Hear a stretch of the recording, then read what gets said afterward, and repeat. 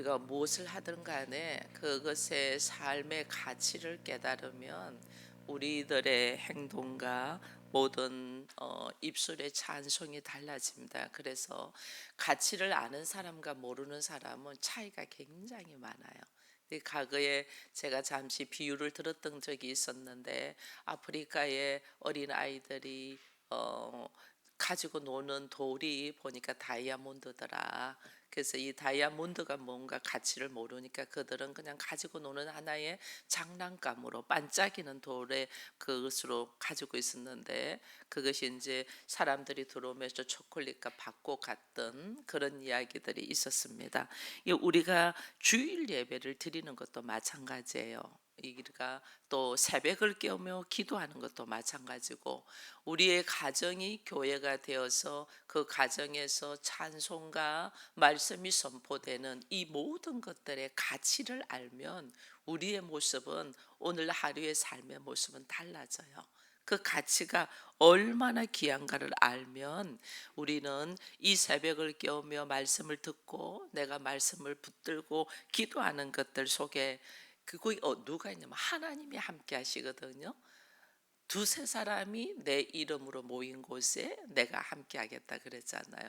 그러니 우리가 하나님이 나와 함께하는 이 놀라운 삶의 가치를 깨달아가면 우리들의 이 놓여있는 형편 때문에 염려하고 걱정하기보다 하나님의 일하심을 설레임으로 우리가 기대하게 되는 거죠. 그리고 오늘 시편 65편에서는 이 가치를 알고 이 본문에서 사람이 은혜 받은 모습들, 즉 교회를 오고 하나님 앞으로 나오고 이런 것들이 얼마나 뜻깊은 일인가를 오늘 이야기해 주고 있어요.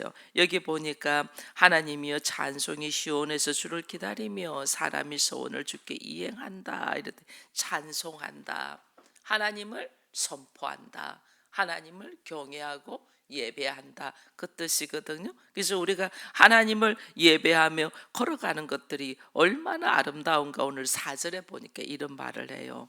주께서 택하시고 가까이 오게 하사 주의 뜰에 살게 하신 사람은 복이 있나니 우리가 주의 집 곧 주의 성전의 아름다움으로 만족하리이다.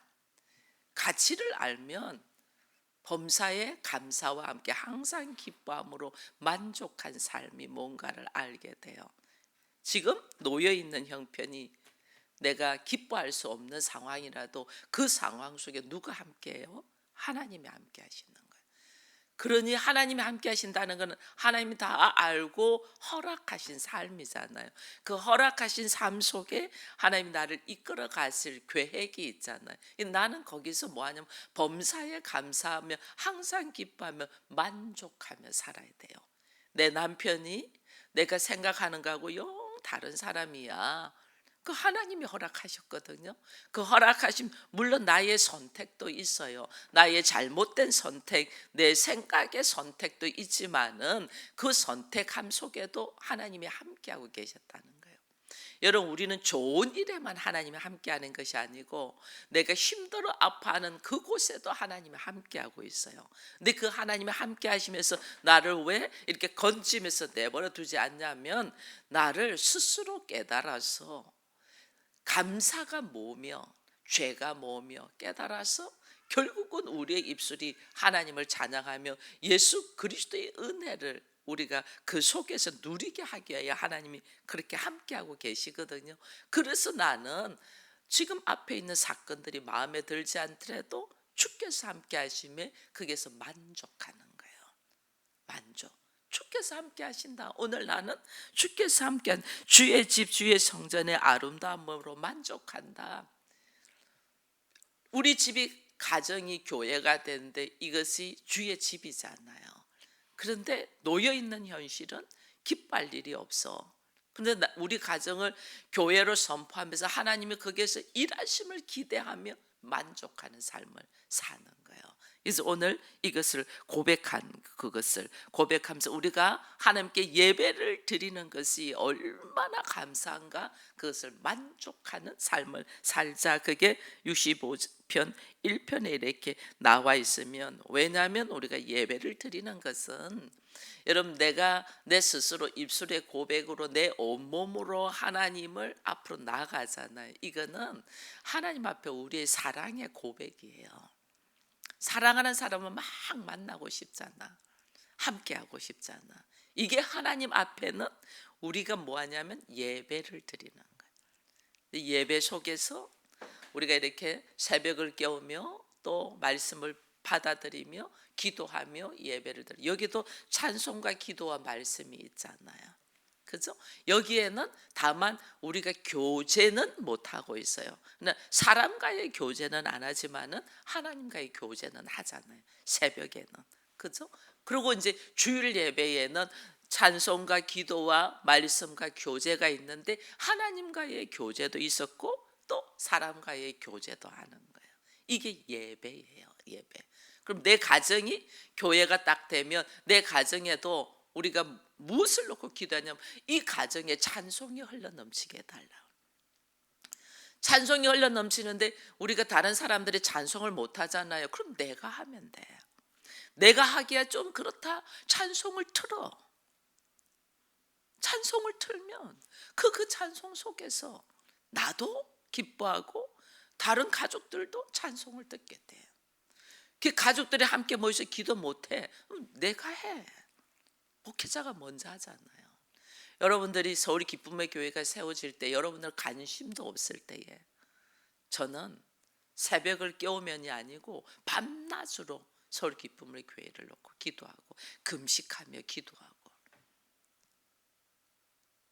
관심, 여러분들 서울 기쁨의 교회가 생길 거라는 걸 관심이 없을 때 하나님은 이미 준비하셔서 7일 금식을 통하여 나로 하여금 서울로 몸으로 옮기게 하시고 서울에 몸에 와서 갈 바를 몰라고 어디를 갈 줄 몰라 할 때 장로님하고 차로 서울이 어떤 곳인가 차로 막 빙빙빙빙빙 돌아다녔어요. 나중에는 하나님이 용산인 것을 딱 알고 용산이 어떤 곳인가도 모르잖아요. 그래서 장로님하고 용산을 다 어디까지 돌아다니는 줄 아세요? 용산 이태원 저 위로 올라가 차가 갈 수 있는 곳은 다 갔어. 나는 저곳이 마음에 드는데 우리 장로님 하시는 말 저기는 얼마나 비싼데. 저는 반듯한 건물 그래도 사람들하고 예배들 건물 찾는데 하나님은 허름한 건물로 그렇게 하나님이 일하시.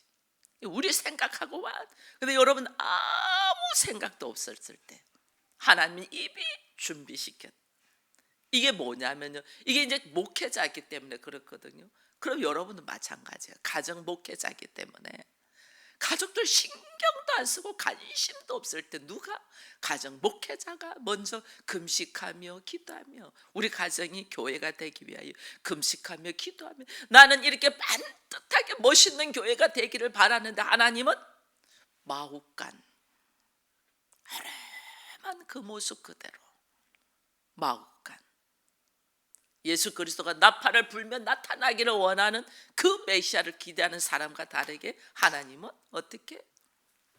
마구간. 이게 하나님과 나의 차이니까 내가 감사하지도 못하고 만족하지도 못하는 거예요. 근데 하나님의 일하심이 얼마나 감사한가 만족하며 걸어갈 수 있는. 지금 말할 수 없이 가정은 엉망인데 우리 가정을 교회를 선포했다는 그 자체가 설레임과 함께 만족으로 기뻐하며 걸어가야 된다. 이게 지금 예배 드리는 모습이에요. 이 예배를 그러면서 하는 말이 이것이 가정이 교회로 선포되고 우리가 교회에 와서 예배 드리는 이 상황에 하나님이 뭐 하냐면요. 우리에게 받을 기쁨과 가치를 딱 알면 너무 감사해요. 뭘 받아요? 하나님 우리에게 뭘 먹여요? 말씀을 먹이잖아요. 말씀. 이 말씀을 먹이는 게 이것이 얼마나 가치가 있는가를 알면 여러분 말씀 듣는 것을 그렇게 저는 제가 이렇게 말씀을 선포하기 위해 말씀을 많이 준비를 해서 선포를 하잖아요. 근데 제가 선포하고 제가 미리 준비 다 되어 있고 했던 말을 아마 제일 먼저 이 우리 동영상 올리면 듣는 사람이 제가 아닐까 싶어요. 내가 오늘 선포한 말인데 제가 제일 먼저 다시 들어요. 제가 항상 들을 때마다 조회수 하나도 없어. 그때 제가 제일 먼저, 어쩔 때는 누군가가 먼저 들은 사람이 있어. 조회수 1, 제가 늦으면 조회수 1이 한 명이 있어요. 누군가 한 사람이 들었어. 제가 선포한 말씀 너무 잘 알 거 아니에요. 근데 제일 먼저 다시 듣는다니까요.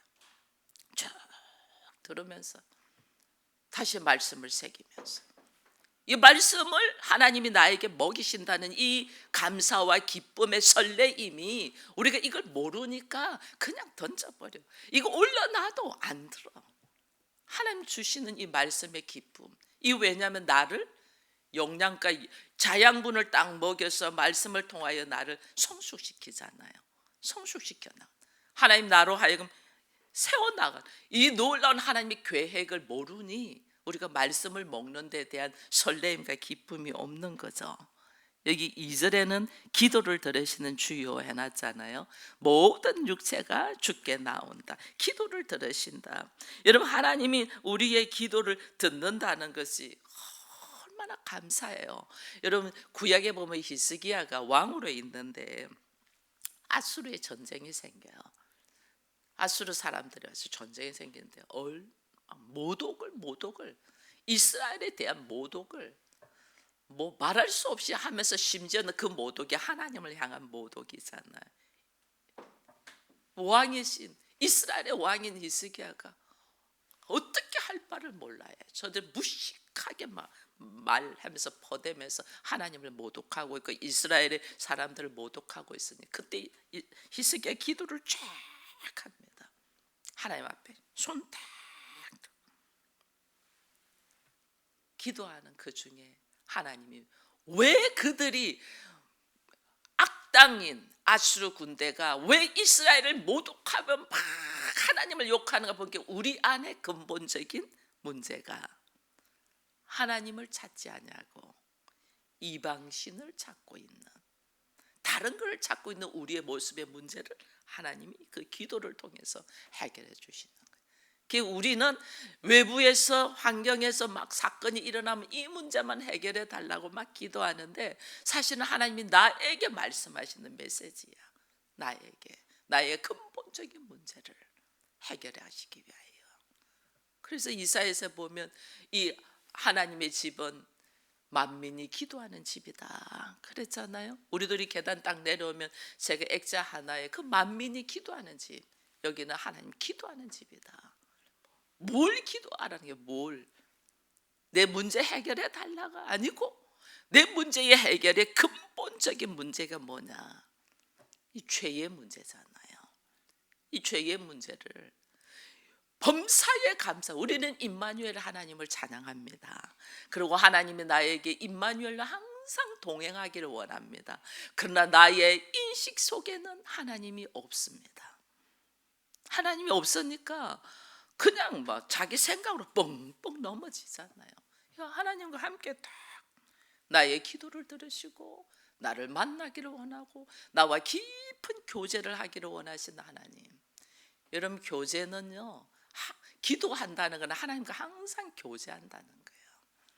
하나님과 항상 교제한다. 하나님, 그런데요, 여러분, 우리가 사랑하고 보고 싶은 사람은 하루 이틀 못 보면 엄청 몸달잖아요. 사랑하는 사람하고 하루 이틀 다 오늘 연락이 안 닿아도 우리가 몸달잖아요.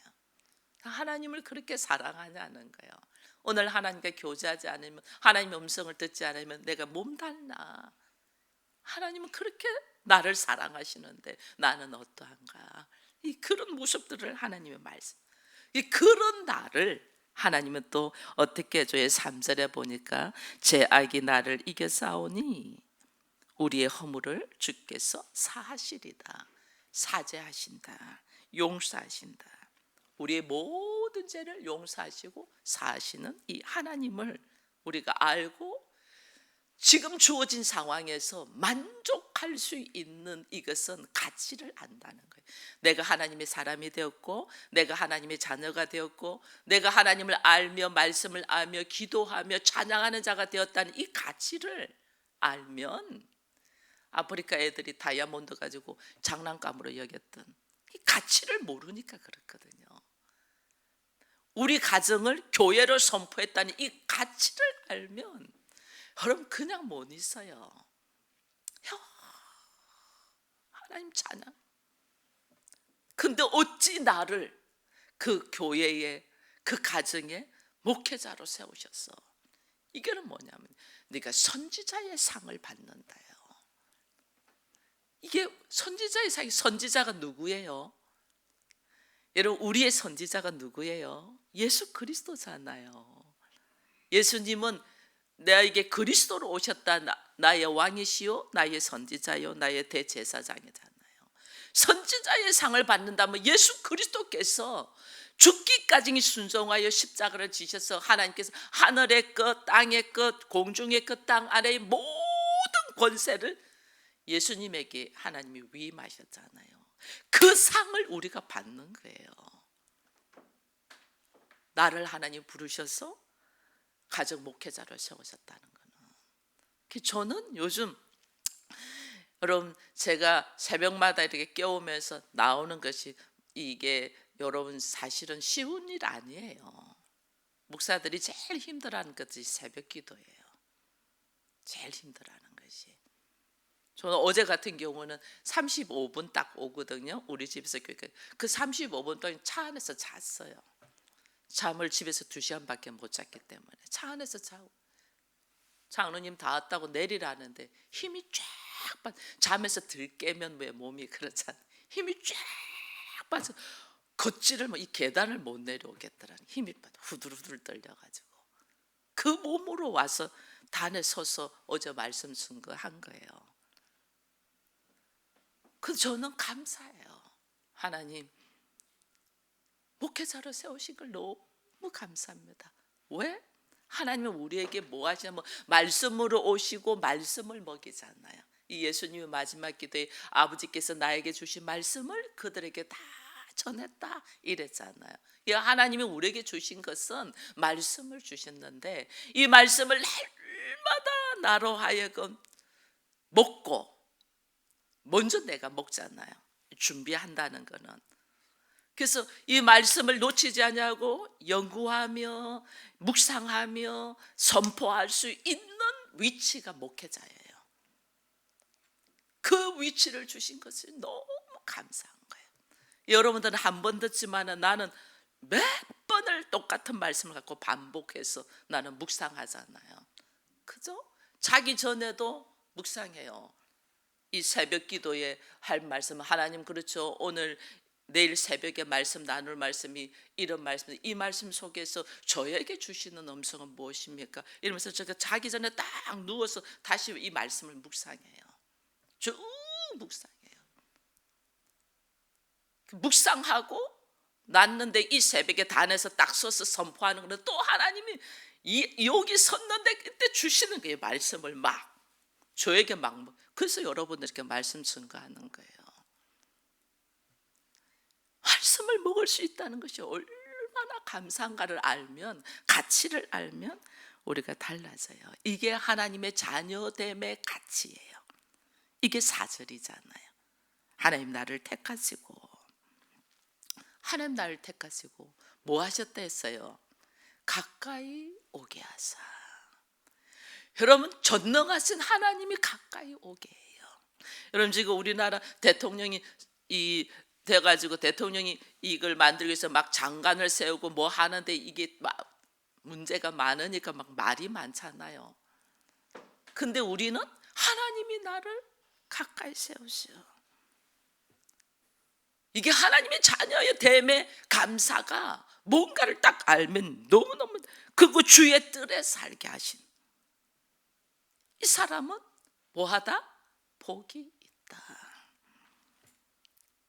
하나님이 나를 택하시고 나를 가까이 하셔서 주의 뜰에 주의 집에 주의 품 안에 살게 하신 분이 이것만큼 귀한 게 어디 있어요?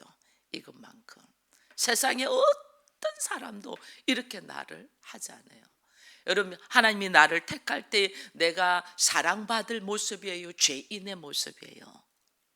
죄인의 모습인데 나를 택하여 가까이 하여서 계속 먹이셔서 나의 것을 너 것인 양 누리라.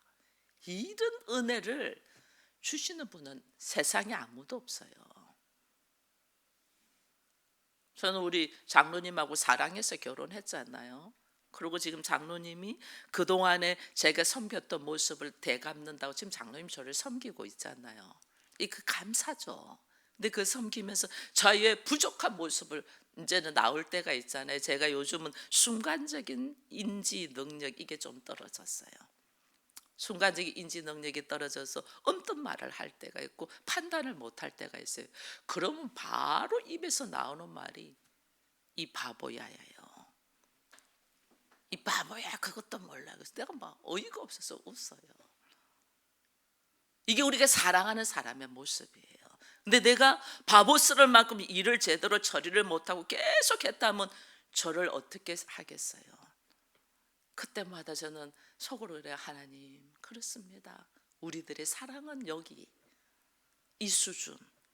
하나님의 사랑은 죄인인 나를 사랑하셔서 그 사랑이 세상 어떤 사랑도 그 사랑에 비교가 안 돼요. 그 사랑. 하나님이 오늘 나를 가정 목회자로 택하시고 가까이 하시고 나의 뜰에 나의 집에 거하는 자. 이 삶이 얼마나 감사한가. 만족하는 삶을 살라. 제가 이제 다다음 주부터는 가정교회를 제가 신방할 겁니다. 함께 그 가정교회를 어떻게 세워갈 것인가를 함께 이야기하며 나누기 위해서 여러분들 개인을 신방하는 게 아니에요. 교회를 신방해요. 각 교회. 그럴 준비를 여러분들이 하시기를 바랍니다. 근데 이게 오늘 우리가 얼마나 귀한 역사라는 것을 깨달아야 되냐면 여러분 하나님은 우주 만물에 계시면서 우리의 표현으로는 하늘에 계신 분이잖아요. 우리는 어디에 있냐? 오늘 여기 보니까 5절에 이런 말을 해요. 우리 구원의 하나님이여 땅의 모든 끝과 먼 바다에 있는 자가 의지할 주께서. 우리는 어디 있어요? 땅의 먼 끝, 먼 바다에 있다. 여러분 우리는 바다 위에 있어요. 바다 위에. 우리는 바다 위에 있어. 이것이 하나님과 먼 곳이다 그 말이에요. 이 바다 위에 있다면 우리가 이제 딱 기억해야 될 것이 뭐냐면요. 제자들이 바다 위에서 배를 타고 가다가 풍랑을 막 만나잖아요. 배가 뒤집어질 것 같고 죽을 것 같잖아요. 근데 누가 오셔요? 예수께서 오셔요. 이 은혜 오셔서 풍랑을 잠잠하게 세우시고 바다 위에 있는 자들을 어떻게 해요? 평안을 안식을 누리게 했잖아요. 나는 바다 위에 있는 사람. 바다 위에 있다는 것은 언제 무슨 일이 있었을 줄 모른다는, 언제 파도가 덮치고 언제 풍랑이 불어서 이 배가 뒤집어질 줄 모른다는 거예요. 그죠? 나의 지금 현실의 모습이 그렇잖아요. 무슨 일이 생길 줄 몰라. 나 앞에는 무슨 일이 생길 줄 모르는 이 상황에, 죽을 것 같은 이 상황에 내가 주님 앞으로 가는 게 아니에요. 나는 죽을 것 같은 이 상황에 있는데 주님이 오셔요. 우리에게로 주님이 오셔. 그 예수를 붙들고 그 주를 붙들고 있는 사람은 복이 있다. 지금 그러잖아요. 주를 의지할 수밖에 없는 상황이 우리의 모습이에요. 저 끝에 있는, 나와는 정반대에 있는 주를 내가 의지해야만이 내 안에 평안이 있다는 거예요. 내가 어디에 있나를 늘, 내가요 안전한 데 있는 게, 나는 늘 바다 위에 있고 주와 끝에 있는 자예요. 그런 자에게 주님이 나에게 오셔서 나를 택하시고 나를 가까이 하시고 하나님의 전, 하나님의 뜰, 하나님의 집에 거하도록 나를 부르신 그 은혜, 이 가치를 알면 오늘 우리의 삶의 모습은 얼마나 달라질까. 그래서 그 주님 앞에 내가 아직 모르는 것이 참 많잖아요. 그죠? 이런 상황이 왜 열려 있으며, 그리고 왜 우리 안에서 나는 이렇게 정직하게 거룩하게 살고 싶은데 그러지 못하는 현실이 왜 있으며, 이런 것들을 하나님 앞에 기도하라는 거예요. 구하며 기도하라는 거예요. 근데 그 구하며 기도하는 것들이, 우리는 내 현실에 놓여 있는 문제만 해결해 달라고 기도하니 기도의 응답이 없는 거죠. 하나님은 그 문제 속에서 내 안에 철저한 죄의 모습. 여러분, 우리가 결국 우상이 뭐냐? 뭐 어떤 사람은 돈이 될 수 있고, 어떤 사람은 남편이 될 수 있고, 어떤 사람은 자녀가 될 수 있잖아요. 자녀 잘 되려고 하는 것이 뭐냐? 보니까 결국은 나예요. 내가 잘 키웠고 자녀를 통해서 나를 올리기 위한. 우상이 뭐냐? 결국은 나라니까요. 나라는 존재. 하나님은 그것을 뒤집어, 너의 중심에 누가 있냐? 네가 참으로 기도하는 그 목표가 어디에 있냐? 전하 나의 평안, 나의 안전, 나의 인정, 그런 거잖아요. 그걸 하나님은 죄라고 하는 죄. 그게 우상 숭배야. 그것이 뒤집어져서 예수가 돼야 되고, 아버지의 이름이 돼. 아버지의 이름을 거룩하게 하기를 원하나이다. 내 이름 석자, 이거잖아요. 이것 때문에 지금 나를 훈련시키는데, 우리는 지금도 하나님 이 문제만 해결해 주면 내가 하나님 잘 섬기겠습니다. 하나님이 그것이 죄라고 하는데 우리는 그러고 있는 거예요.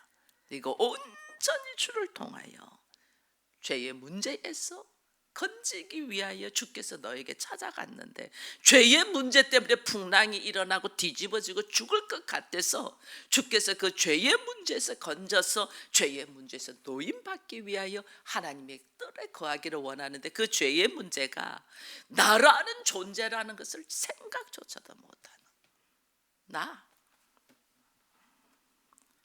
그래서 이 땅 끝에서 하나님이 왜 우리를 땅 끝에, 이 풍랑이 있는 바다 위에 올려놓나? 땅 끝에서 하나님이 어떠하신 분인가를 알아라는 거예요. 하나님이 어떠하신 분인가 알라. 그게 이제 8절에 보니까 7절부터 쭉 다 나와 있죠. 6절도 그렇고, 주는 주의 힘으로 산을 세우심이 권능의 띠를 띄우며 바다의 설렘과 물결의 흔들림과 만민의 소요까지 진정하시고 땅 끝에 사는 자가 주의 징조를 두려워하나니 주께서 아침 되는 것과 저녁 되는 것을 즐거이 하며, 주께서 9절에는 땅을 돌보사 물을 대어 심히 윤택하게 하시며 하나님의 강에 물이 가득하게 하시고 이같이 땅을 예비하신 후에 그들에게 곡식을 주시나이다. 하나님이 누구인가를, 우리로 하여금 하나님이 누구인가를 알라. 나를 선택하시고 나를 부르시고 나에게 말씀을 먹이시고 나를 가정 목회자로 세우신 그 하나님이 누구인가, 이걸 좀 알라. 땅끝. 여러분, 지금 우리 지구상에서 땅끝이라면 어디를 말해요? 보통 북극, 남극, 이걸 땅끝이라 하잖아요. 이게 극한 기후에 있는 사람들이잖아요.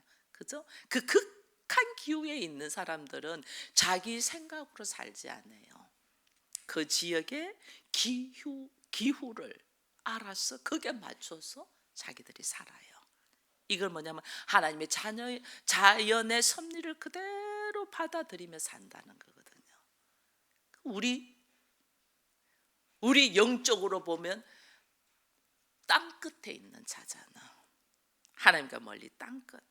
그러면 자기 생각으로 사는 자가 아니고 하나님의 섭리를 받아들이며 하나님의 주권을 인정하며 살아야만이 우리가 온전히 살 수 있는 자다.